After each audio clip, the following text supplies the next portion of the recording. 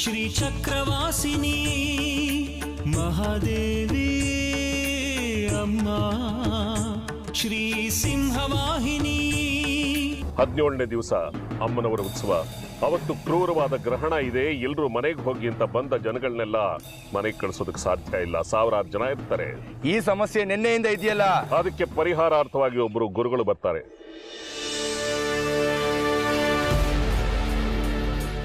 ಎಲ್ಲಿಗೆ ಬರ್ತಾರೆ? ನಮ್ಮ ತ್ರಿಪುರ ಸುಂದರಿ ಅಮ್ಮನವರ ದೇವಸ್ಥಾನಕ್ಕೆ.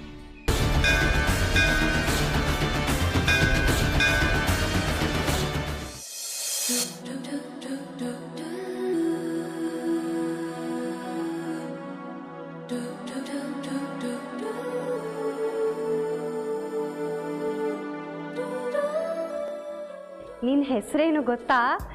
ಪೆದ್ದು ಬಂಗಾರಿ, ಮುದ್ದು ಬಂಗಾರಿ.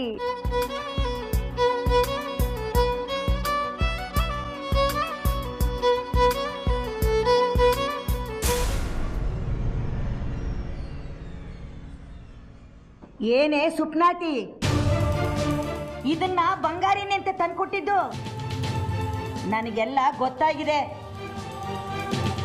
ಆ ಬಂಗಾರಿ ನಿನಗೆ ಗೊಂಬೆ ತಂದ್ಕೊಡೋದಂತೆ, ನೀನು ಅದನ್ನ ಜೊತೆಲಿ ಇಟ್ಕೊಂಡು ಬಂಗಾರಿ ಜೊತೆ ಮಾತಾಡ್ದಂಗೆ ಮಾತಾಡೋದಂತೆ. ಚೆನ್ನಾಗಿದೆ ಗೊಂಬೆ ಆಟ. ಇಲ್ಲ ಅಜ್ಜಮ್ಮ, ಅದು ಮುಚ್ಚು ಬಾಯಿ. ನನಗಿದೆಲ್ಲ ಗೊತ್ತಾಗಲ್ಲ ಅಂತ ಅನ್ಕೊಂಡಿದ್ಯಾ?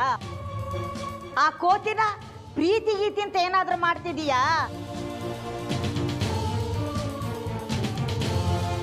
ಹೇಳೆ, ಏನಾದ್ರೂ ಮನಸ್ಸಿನಲ್ಲಿ ಇದೆಯಾ ಅವನ ಬಗ್ಗೆ? ಅದು ಅದು ಮಾತಾಡಬೇಡ.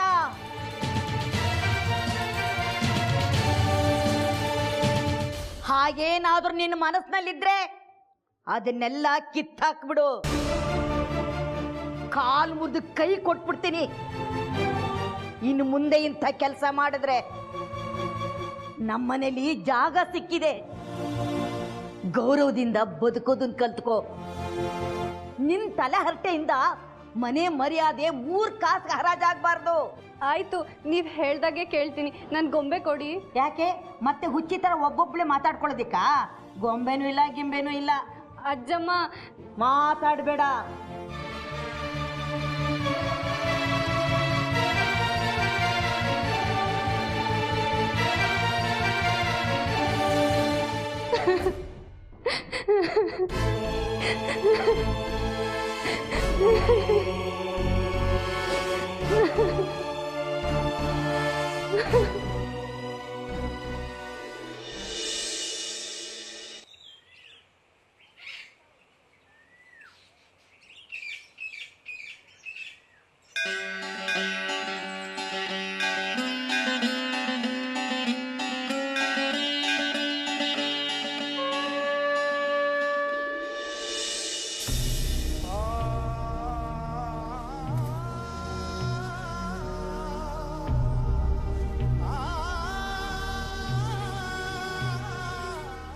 ಯಾಕೆ ಜಾಜಿ ಹೇಳ್ತಿದೀಯಾ?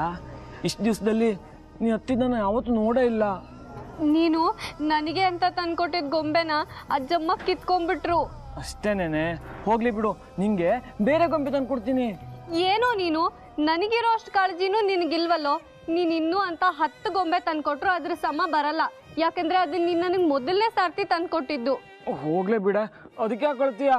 ಮತ್ತದೇ ಎಲ್ಲದಕ್ಕೂ ಹೋಗ್ಲಿ ಬಿಡೆ ಅಂತೀಯಲ್ಲೋ.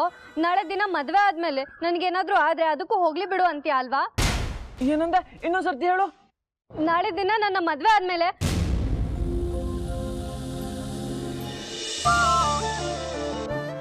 ನೀ ನನ್ನ ಮದ್ವೆ ಆಗ್ತೀಯೇನೆ? ನೀನೇ ತಾನೇ ಹೇಳಿದ್ದು ನನ್ ಕಂಡ್ರೆ ಇಷ್ಟ ಅಂತ. ಅದಕ್ಕೆ ಹೇಳಿದ್ದ ಇಬ್ರು ಒಂದೇ ಮನೇಲಿ ಇರ್ಬೇಕಾಗತ್ತೆ ಅಂತ. ನೀನ್ ಹೇಳೋದು ಸರಿನೇ, ನಾನ್ ಪೆದ್ರಾಮ ಬಂಗಾರಿನೇ. ಈಗ ಅರ್ಥ ಆಯ್ತು ಪ್ರೀತಿ ಅಂದ್ರೆ ಏನು ಅಂತ. ಹೋಗೋ.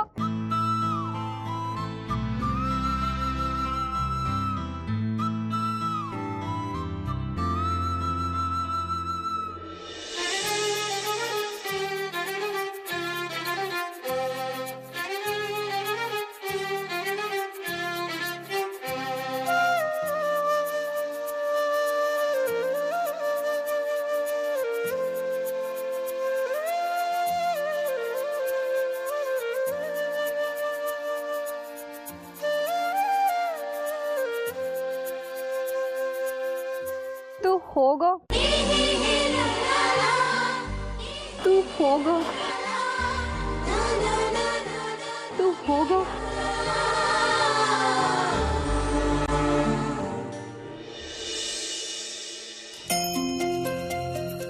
ಅಮ್ಮ ನಾ ಹೊರಟೆ ರೀ, ನನ್ನನ್ನು ಸ್ವಲ್ಪ ಸುನೀತಾ ಮನೆಗೆ ಬಿಟ್ಬಿಡಿ. ಸುನೀತನ ಮನೆಗ?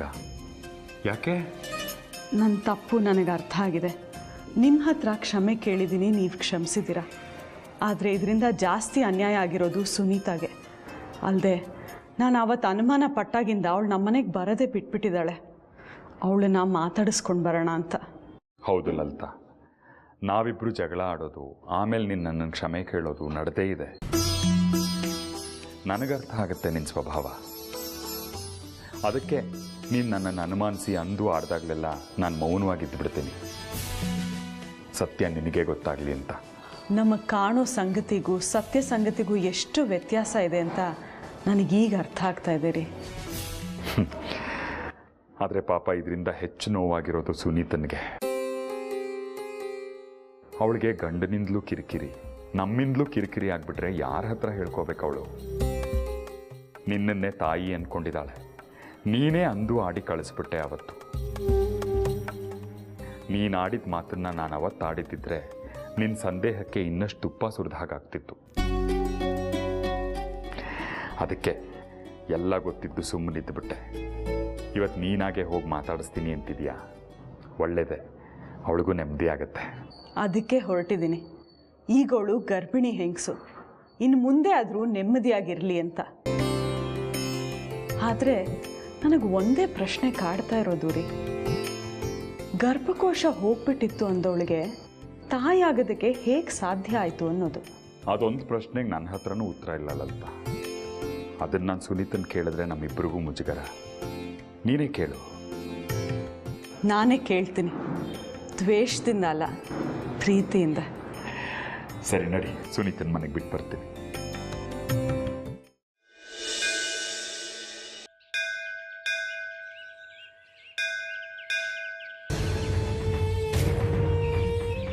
ಎಲ್ಲರೂ ಗಮನ ಇಟ್ಟು ಕೇಳಿಸ್ಕೊಳ್ಳಿ. ಇವತ್ತು 4 ಗಂಟೆಗೆ ಸರಿಯಾಗಿ ಸಪ್ತಗಿರಿ ಮಠದ ಪುಣ್ಯಕ್ಷೇತ್ರದಿಂದ ಶ್ರೀಗಳು ಆಗಮಿಸ್ತಾ ಇದ್ದಾರೆ. ಅವರು ಮಹಾನ್ ಪಂಡಿತರು. 21 ವರ್ಷಗಳ ನಂತರ ಚಕ್ರಾಪುರಿಯಲ್ಲಿ ನಡೆಯುತ್ತಿರೋ ಅಮ್ಮನವರ ಉತ್ಸವದ ದಿನ ಗ್ರಹಣ ಕಾಣಿಸ್ಕೊಳ್ಳುತ್ತೆ. ಆ ಉತ್ಸವದ ಗೊಂದಲಕ್ಕೆ ಪರಿಹಾರವನ್ನು ಸೂಚಿಸೋದಕ್ಕೋಸ್ಕರ ಅವರು ಇಲ್ಲಿಗೆ ಬರ್ತಾ ಇದ್ದಾರೆ. ಅವರಿಗೆ ಎಲ್ಲ ವ್ಯವಸ್ಥೆಗಳು ಆಗಬೇಕು. ಯಜಮಾನ್ರೆ, ಶ್ರೀಗಳು ರಾತ್ರಿ ವೇಳೆ ಉಳ್ಕೊಳ್ಳೋದಕ್ಕೆ ಎಲ್ಲಿ ವ್ಯವಸ್ಥೆ ಮಾಡಲಿ? ದೇವಸ್ಥಾನದ ವಿಶ್ರಾಂತಿ ಕೊಠಡಿಲೋ ಅಥವಾ ನಮ್ಮ ಧರ್ಮಛತ್ರದಲ್ಲೋ? ಅವರು ರಾತ್ರಿ ಇಲ್ಲಿ ಉಳ್ಕೊಳ್ಳೋದಿಲ್ಲ. ಪರಿಹಾರವನ್ನು ಸೂಚಿಸಿದ ನಂತರ ಆ ದಿನವೇ ಅವರು ಪ್ರಯಾಣವನ್ನು ಬೆಳೆಸ್ತಾರೆ.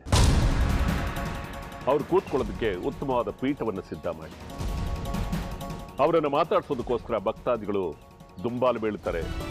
ಅವ್ರ ಸುತ್ತ ನೀರಿದ್ದಾರೆ. ಯಾವುದೇ ಕಾರಣಕ್ಕೂ ಅವ್ರ ಸುತ್ತ ಭಕ್ತಾದಿಗಳು ಬರದೇ ಇರೋ ಹಾಗೆ ನೋಡ್ಕೋಬೇಕು. ಅವರು ಬರೋದಕ್ಕೆ ಒಳ್ಳೆಯ ನೆಲಹಾಸನ ಹಾಸಿ ಹೂವುಗಳನ್ನು ಅಣಿ ಮಾಡ್ಕೊಳ್ಳಿ. ಯಾಕೆಂದ್ರೆ ಅವರು ವೈರಾಗ್ಯ.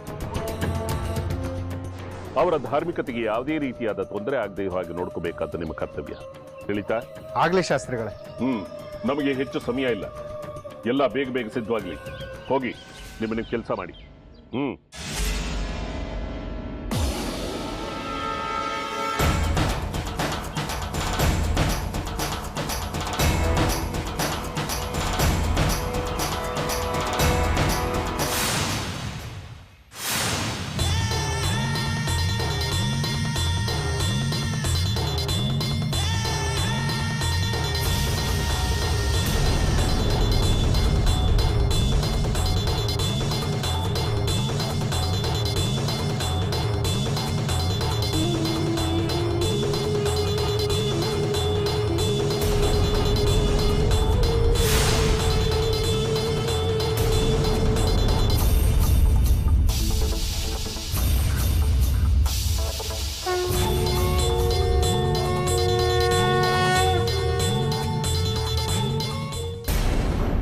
ಯಾವುದೇ ಕಾರಣಕ್ಕೂ ಈಗ ಬರ್ತಿರೋ ಶ್ರೀಗುರುಗಳ ಹತ್ರ ಜನರನ್ನ ಬಿಡಬಾರ್ದು. ಅವನು ಎಂಥವನೇ ಆಗಿರಲಿ, ವಿರೂಪಾಕ್ಷ ಶಾಸ್ತ್ರಿಗಳನ್ನ ಬಿಟ್ಟು ಬೇರೆ ಯಾರನ್ನೂ ಅವ್ರ ಹತ್ರ ಮಾತಾಡೋಕೆ ಬಿಡಬಾರ್ದು. ಜನಗಳು ಸುಮ್ಮನಿರಲ್ಲ, ಗಲಾಟೆ ಮಾಡ್ತಾರೆ. ನಾವು ಅವ್ರ ಹತ್ರ ಮಾತಾಡಬೇಕು, ಅವ್ರ ಹತ್ರ ಚರ್ಚೆ ಮಾಡಬೇಕು ಅಂತ ಹಾಗೆ ಹೀಗೆ ಅಂತ ಗಲಾಟೆ ಮಾಡ್ತಾರೆ.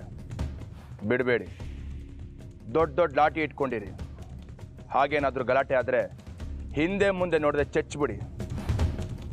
ಯಾವುದೇ ಕಾರಣಕ್ಕೂ ಅವ್ರ ಹತ್ರ ಯಾರೂ ಮಾತಾಡಬಾರ್ದು, ಅವ್ರ ಹತ್ರ ಯಾರೂ ಸುಳಿಬಾರ್ದು. ಹಾಗಿರಬೇಕು ನಮ್ಮ ವ್ಯವಸ್ಥೆ. ಹೇಳಿದ ಅರ್ಥ ಆಯ್ತಲ್ಲ? ಮೈಯೆಲ್ಲ ಕಣ್ಣಾಗಿರ್ಬೇಕು. ಹೊರಡಿ.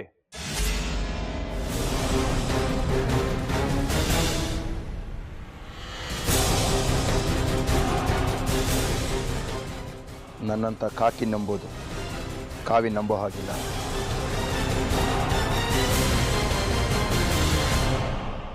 ಮಣಿಕಂಠ, ಈ ವಿರೂಪಾಕ್ಷನ ಮರ್ಮನೇ ಅರ್ಥ ಆಗ್ತಿಲ್ಲ. ನಾನು ಮೊದಲಿಂದಾನೇ ಹೇಳ್ತಾ ಇದ್ದೀನಿ, ಈ ವಿರೂಪಾಕ್ಷ ಶಾಸ್ತ್ರಿ ಒಳಗೊಳಗೆ ಏನಾದರೂ ಲೆಕ್ಕಾಚಾರ ಹಾಕ್ತಿರ್ತಾನೆ, ಮೇಲ್ ಕಾಣೋ ಸುಲಭ ಅಲ್ಲ ಅಂತ.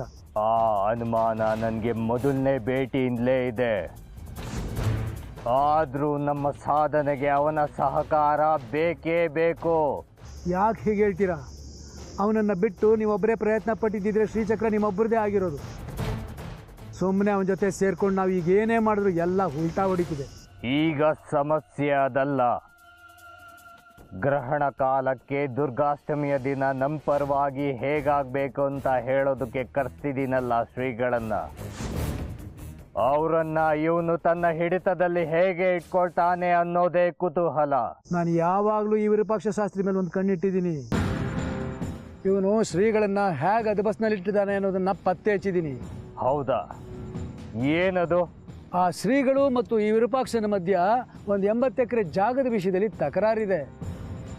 ಈಗ ಈ ವಿರೂಪಾಕ್ಷ ಶಾಸ್ತ್ರಿಗಳನ್ನ ಎದುರಾಕೊಂಡ್ರೆ ಅವರ ಮಠಕ್ಕೆ ದಕ್ಕಬೇಕಾಗಿರುವಂಥ 80 ಎಕರೆ ಜಾಗ ಕೈ ತಪ್ಪೋಗುತ್ತೆ. ಅದಕ್ಕೆ ಈಗ ಈ ವಿರೂಪಾಕ್ಷ ಶಾಸ್ತ್ರಿ ಹಾಕುವಂಥ ತಾಳಕ್ಕೆ ಶ್ರೀಗಳು ಕುಣಿಯೋಕೆ ಬರ್ತಿದ್ದಾರೆ. ಈಗ ವಿಷಯ ಶಹಬಾಷ್ ವಿರೂಪಾಕ್ಷ, ನಮ್ಮೆಲ್ರಿಗಿಂತ ಘಾತಕ ನೀನು.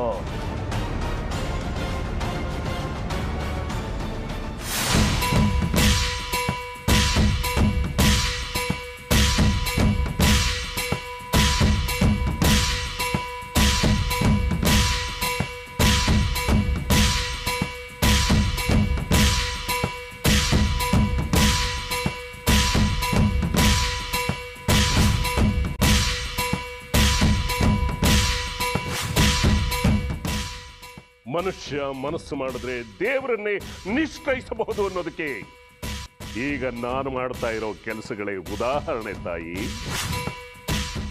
ಇವೆಲ್ಲವೂ ನಿನ್ನ ಮಹಾ ಮಹಿಮೆಯುಳ್ಳ ಚಕ್ರಾಪುರಿಯ ಇತಿಹಾಸದ ಪುಟಗಳನ್ನು ಸೇರ್ಕೊಳ್ಳುತ್ತೆ. ಅಖಿಲಾಂಡ ಕೋಟಿ ಬ್ರಹ್ಮಾಂಡ ನಾಯಕಿ ಸರ್ವಶಕ್ತಿ ಮಹಾಮಾಯ ಸದ್ದಡಗಿಸಿ ಅವಳ ಶಕ್ತಿಯನ್ನು ತಟಸ್ಥಗೊಳಿಸಿ ಅವಳ ಕಂಕಣವನ್ನ ಮಲಿನ ಮಾಡಿ ಅವಳಿಗೆ ಸೇರಬೇಕಾದ ಹವಿಸ್ಸನ್ನ ತಡೆ ಹಿಡಿದು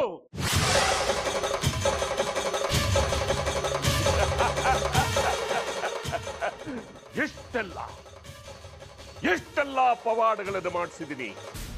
ನೋಡ್ತಿದೀಯ ತಾಯಿ? ನೋಡು. ಆದ್ರೆ ಒಂದು ಕಾಲದಲ್ಲಿ ಶ್ರದ್ಧಾ ಭಕ್ತಿಯಿಂದ ನಿನ್ನ ಮುಂದೆ ಬಂದು ಕೈ ಜೋಡಿಸಿ ತಾಯಿ ಶ್ರೀ ಚಕ್ರವನ್ನ ನನಗೆ ದಯಪಾಲಿಸು ಅಂತ ಬೇಡ್ಕೊಂಡೆ. ಆ ದಿವ್ಯವಾದ ಚಕ್ರವನ್ನು ನನಗೆ ದೊರಕಿಸಿಕೊಟ್ಟು ನನ್ನನ್ನು ಉದ್ಧರಿಸು ತಾಯಿ, ಉದ್ಧರಿಸು. ಆದ್ರೆ ನೀನು ಕೃಪೆ ತೋರ್ಲಿಲ್ಲ, ನನಗೆ ಸಹಕರಿಸಲಿಲ್ಲ. ಆದ್ರೆ ಇವತ್ತು ನಾನು ನಿನ್ನ ಹತ್ರ ಬೇಡ್ಕೊಳ್ಳೋದು ಬಂದಿಲ್ಲ ತಾಯಿ, ಸವಾಲೊಡ್ಡುತ್ತಾ ಇದ್ದೀನಿ. ಸಾಧ್ಯವಾದ್ರೆ ನಿನ್ನನ್ನು ನೀನು ಕಾಪಾಡ್ಕೋ, ನಿನ್ನ ಅಧೀನದಲ್ಲಿರುವ ಶ್ರೀಚಕ್ರವನ್ನು ಕಾಪಾಡ್ಕೋ. ಸಾಧ್ಯನಾ?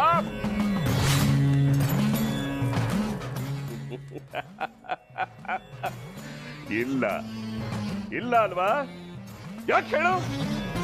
ನೀನು ನಿನ್ನ ಪೀಠದಿಂದ ಕದಲೋದಕ್ಕಾಗೋದಿಲ್ಲ, ಈ ದೇವಸ್ಥಾನದಿಂದ ಹೊರಗಡೆ ಹೋಗೋದಕ್ಕಾಗೋಲ್ಲ ನೀನು. ಯಾಕೆ ಹೇಳು? ಯಾಕೆ ಅಂದ್ರೆ ನಿನಗೆ ಮಾಡಿದಂತಹ ಹೋಮ ಹವನಗಳೆಲ್ಲವೂ ನಿನ್ನನ್ನ ಆವಾಹನೆ ಮಾಡಿಕೊಂಡು ಅಲ್ಲೇ ಕೂರಿಸಿದೆ. ನೀನು ಕೂತಲ್ಲಿಯೇ ಚಡಪಡಿಸ್ತಾ ಇರಬೇಕು ಅಷ್ಟೇ. ನನ್ನ ವಿಜಯವನ್ನು ನೋಡ್ತಾ ಇರಬೇಕು ಕೂತಲ್ಲಿಯೇ. ನಿನ್ನ ಉತ್ಸವದ ದಿಕ್ಕನ್ನು ಹೇಗೆ ಬದಲಾಯಿಸ್ತೀನಿ ಕೂಜಾಗದಲ್ಲೇ ಕೈ ಕಟ್ಕೊಂಡು ನೋಡ್ತಾ ಇದ್ದೀನಿ. ಇವತ್ತು ಶ್ರೀಗಳು ಬರ್ತಾ ಇದ್ದಾರೆ. ಅವರು ಭಕ್ತಾದಿಗಳ ಮುಂದೆ ಶ್ರೀಚಕ್ರವನ್ನು ಹೊತ್ತ ಪಲ್ಲಕ್ಕಿ ಕಲ್ಯಾಣಿ ಹತ್ರ ತಟಸ್ಥವಾಗಬೇಕು ಗ್ರಹಣ ಕಾಲದಲ್ಲಿ. ನಂತರ ಆ ಸ್ಥಳದಲ್ಲಿ ಯಾರೂ ಭಕ್ತಾದಿಗಳು ಇರಬಾರದು, ಎಲ್ಲರೂ ಹೋಗಬೇಕು, ಸ್ನಾನ ಮಾಡಬೇಕು, ಹಿಂತಿರುಗಿ ಬಂದು ಉತ್ಸವವನ್ನು ಮುಂದುವರಿಸಬೇಕು ಅಂತ ಹೇಳುತ್ತಾರೆ. ಅದು ಅಮ್ಮನವರ ಮಾತೆ ಎಂದು ತಿಳಿದು ಭಕ್ತಾದಿಗಳೆಲ್ಲ ಹೊರಟು ಹೋಗ್ತಾರೆ. ಆಮೇಲೆ ಆ ಕಲ್ಯಾಣಿಯಿಂದ ಬಿಂದಂತ ಶ್ರೀಚಕ್ರ ಮರುಕ್ಷಣನೇ ವಿರೂಪಾಕ್ಷ ಶಾಸ್ತ್ರಿಯ ಮನೆಗೆ ಪ್ರಯಾಣವನ್ನು ಬೆಳೆಸುತ್ತೆ. ಆಮೇಲೆ ಆಮೇಲೆ ಆಮೇಲೆ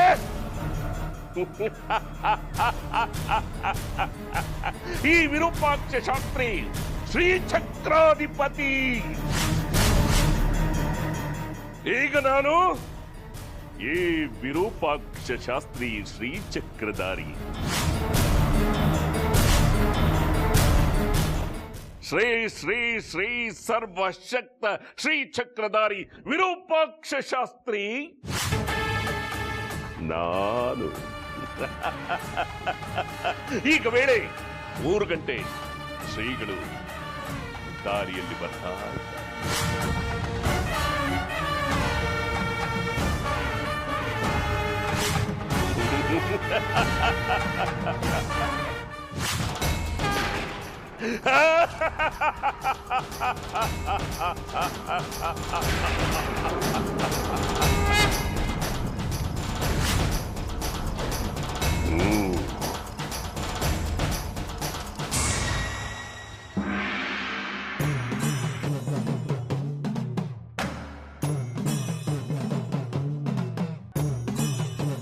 ಗ್ರಾಮ ದೇವತೆ ಯಲ್ಲಮ್ಮ,